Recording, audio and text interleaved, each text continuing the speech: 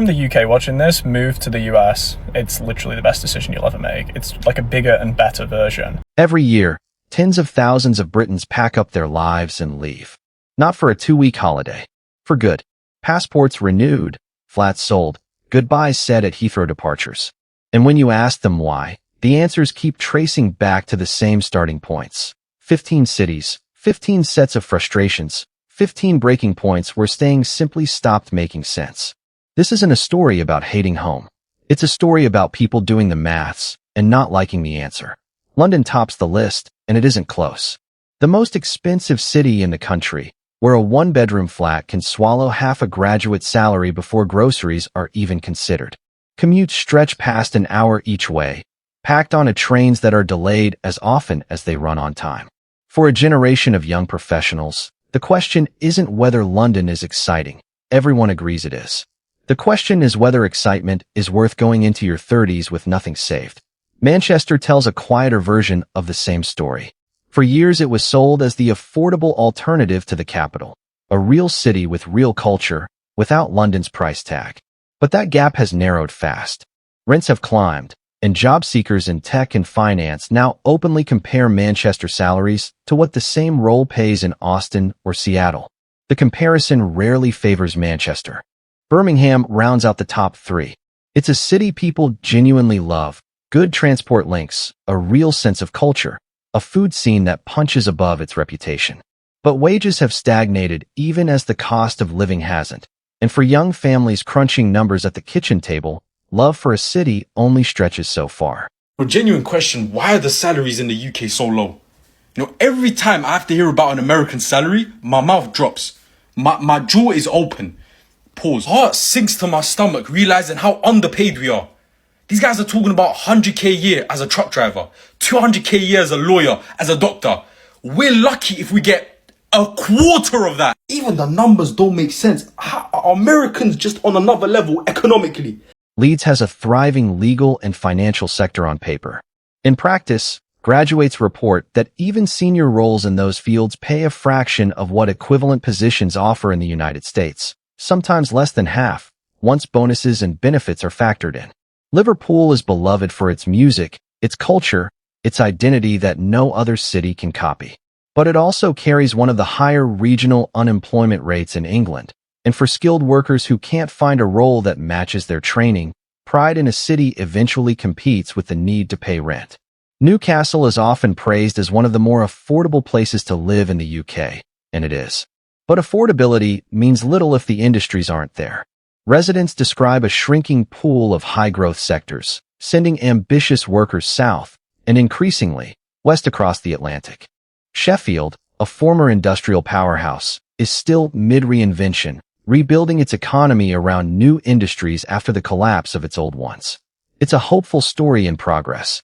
But hope doesn't pay a mortgage, and many younger residents aren't willing to wait out a transition that could take another decade. Nottingham and Leicester both post some of the lowest average household incomes among the UK's major cities. That gap becomes especially stark when set beside entry-level American salaries in the same fields: retail management, healthcare administration, skilled trades, where the US figure can be nearly double.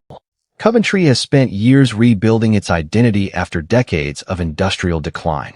It's working slowly. In the meantime, American manufacturing and engineering firms have taken notice, recruiting directly out of Coventry's technical colleges with relocation packages that are hard to turn down. Norwich, quieter and more rural in character than the others on this list, struggles most with something simple: retention.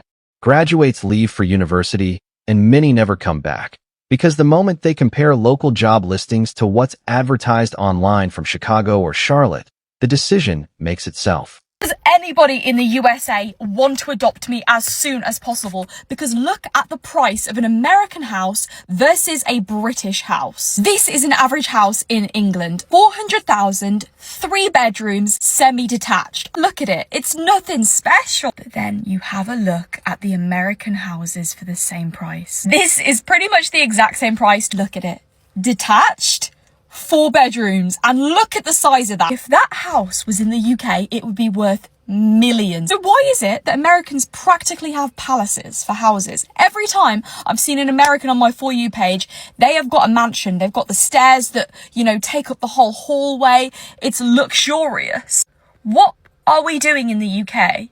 What are we doing? You can barely get a house here. You have to live in a cardboard box for your first house. Can't wrap my head around the fact that Americans are getting a house of that size and that look for £400,000. Glasgow and Edinburgh, Scotland's two largest cities, both carry fierce local pride, and for good reason.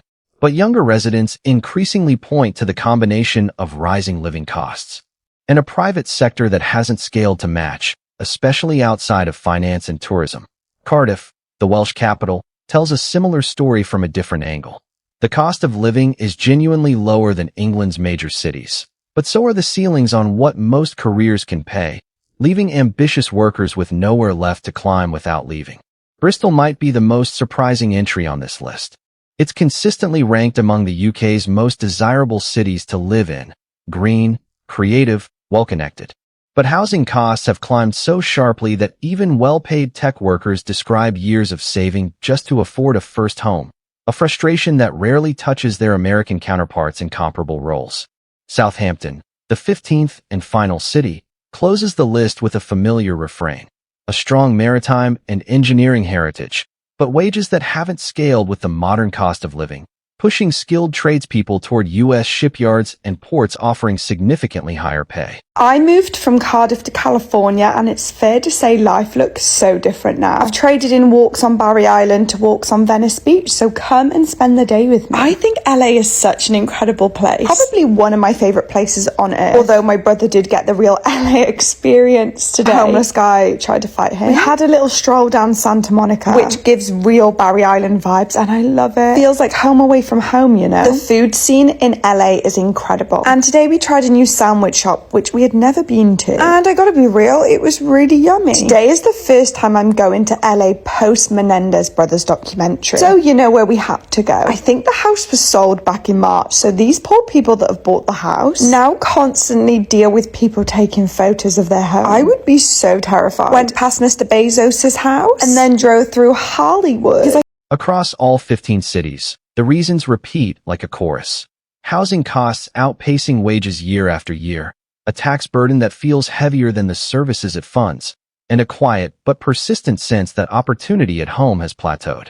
America, for all its own well-documented flaws, offers something that resonates with people who feel stuck: physical space, higher take-home pay in many sectors, and a visible, almost aggressive culture of upward mobility.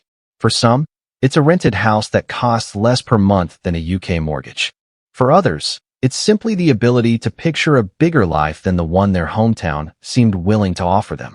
So when I first moved to the US, the level of helpfulness from Americans was unexpected but amazing. I had people that barely knew me help me out so much. I had a friend rent a van for me to help me move a sofa. Another friend took me car shopping all day. And another just said, borrow my car when my family were visiting and my car was not big enough to pick them up from the airport and all of their luggage. These are people I barely knew at the time, but were willing to help me. They're definitely my good friends now, but I barely knew them before. I also live in a really nice neighborhood, and my neighbor basically said I can call her at any time if I needed her. In London, I lived next to the same people for years and I barely spoke to them. We'd pass by nodding politely and maybe have a little conversation here and there, but we really didn't offer to connect. British helpfulness exists, but this American level of, I know I just met you, but I'll reorganize my entire weekend to help you, is unmatched. When I come across people with this level of helpfulness, it really restores my faith in humanity. Not everyone who leaves stays gone. Homesickness pulls plenty back. Visa complications derail others. And the reality of American healthcare costs is enough, on its own, to send some people straight back to Heathrow within a year or two. But for a growing number of Britons, the decision to leave these 15 cities was never really about rejecting home. It was about choosing somewhere they believed would let them build a better one. And for now, for many of them, that bet is paying off.